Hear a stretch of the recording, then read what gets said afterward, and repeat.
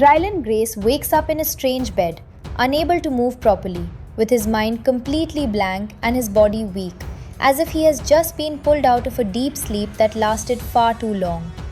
A robotic arm hovers above him, speaking in a calm, almost emotionless voice, asking him simple questions, but he cannot even answer properly because he does not remember basic things about himself. He tries to move, tries to escape, but the machine keeps pulling him back as if it is trying to keep him alive whether he wants it or not. But then, with a sudden burst of panic and confusion, he manages to break free, crawls out, and starts screaming, asking where he is, what is happening, and why everything feels so wrong. As he looks around, he notices something even more disturbing, because he is not alone. Other people are lying nearby, completely still, unresponsive, and something about them feels terribly final. This is what happened then.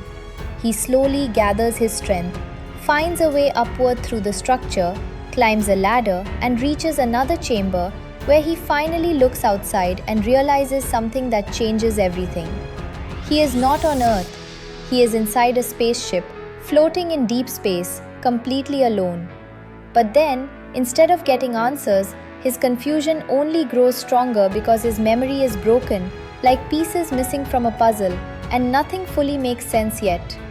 He enters a virtual reality room inside the ship and tries to get help from the system, asking about the captain, hoping someone is still in charge, but the system calmly tells him that the captain is dead. That is when the weight of the situation starts to hit him.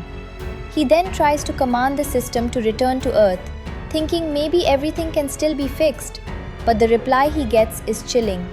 The journey back to Earth will take 11 years. At this point, you really start to feel the isolation, and it is honestly terrifying to imagine being that far from home with no way back anytime soon. At that moment, the fear becomes real because he understands that he is completely alone, far away from home, and whatever mission he is on, it is already too late to turn back easily.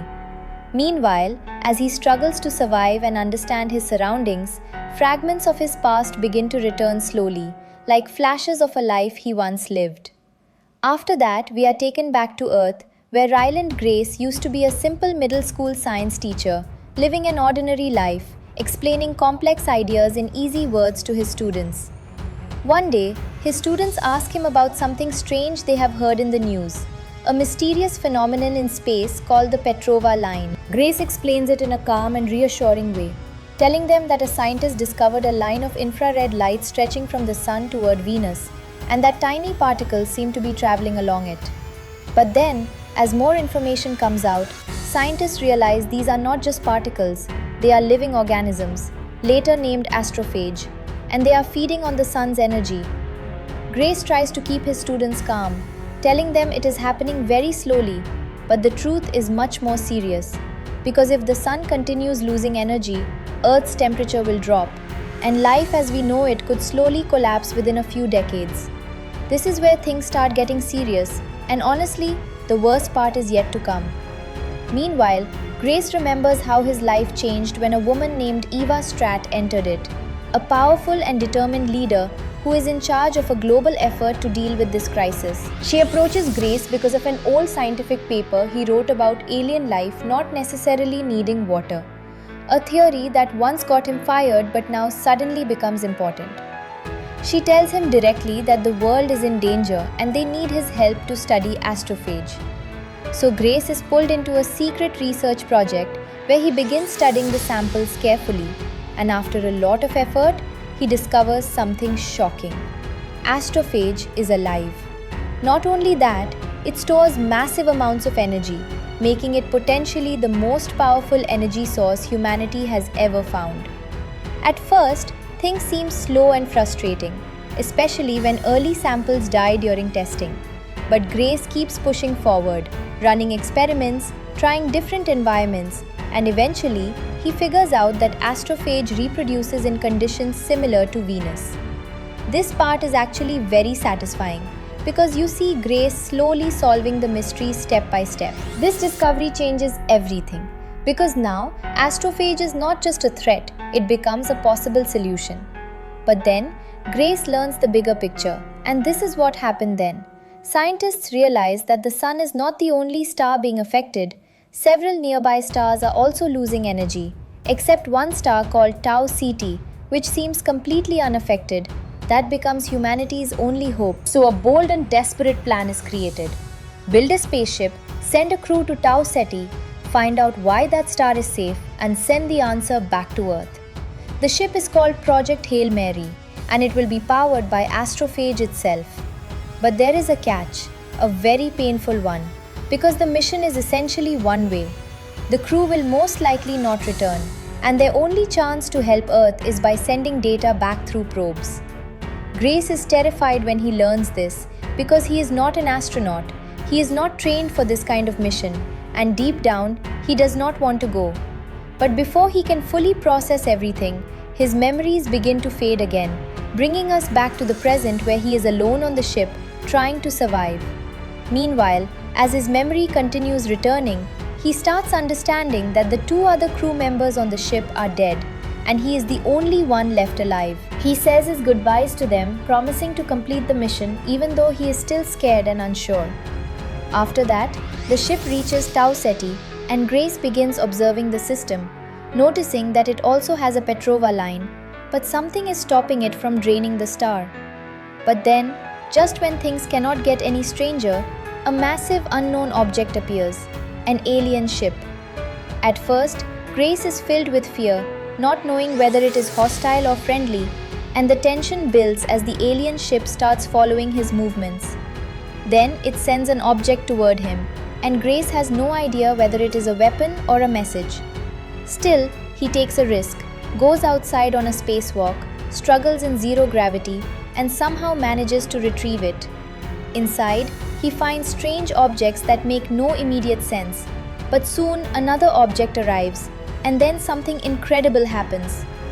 The alien ship connects to his ship using a tunnel, creating a path between them.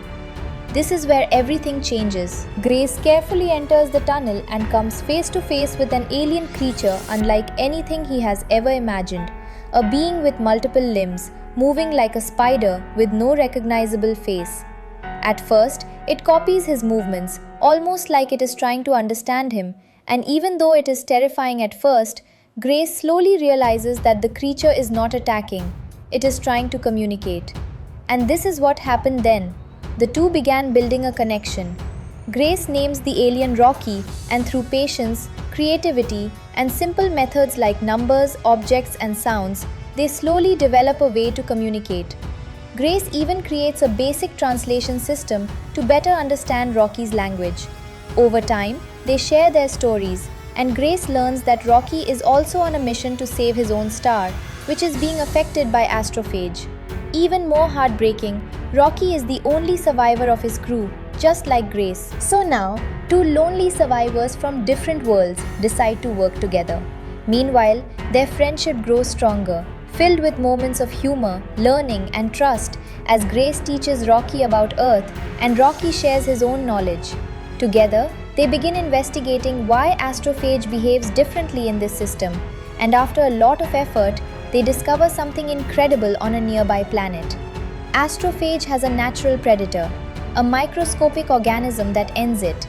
This discovery becomes the key to saving both their worlds, but getting a sample of this organism is extremely dangerous. Grace attempts a risky mission to collect it, facing intense heat, damage to the ship, and multiple life-threatening moments.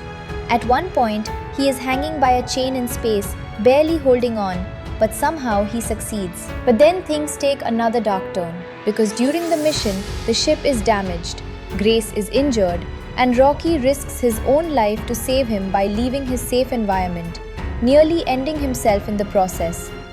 As Grace recovers, his final memories return, revealing a painful truth. He never chose to go on this mission willingly. When the original crew was lost, he was forced into it, put into a coma, and sent into space against his will by Eva Strat because he was the only person capable of completing the mission. That truth shakes him deeply, but by now, he has changed. Meanwhile, Grace and Rocky successfully confirm that the Predator can stop astrophage, and they celebrate their success, knowing they have found the solution. They prepare to go their separate ways, with Grace planning to send the data back to Earth and head home.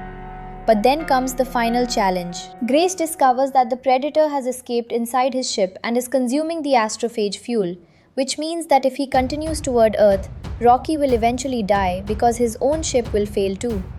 Now Grace has only two choices: go home or save Rocky. There is no middle option.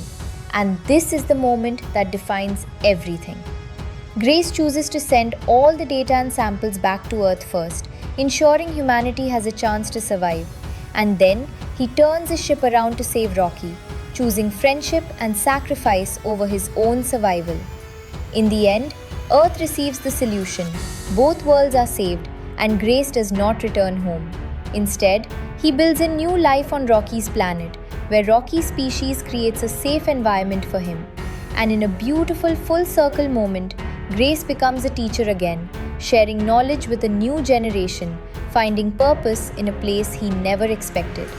And honestly, that is what makes this story so powerful, because it starts with fear, confusion, and loneliness, but ends with friendship, courage, and a new beginning. If you like this video and want more, then please help me reach my first 1000 subscribers by tapping on the subscribe button and hitting the ring icon for the latest notifications.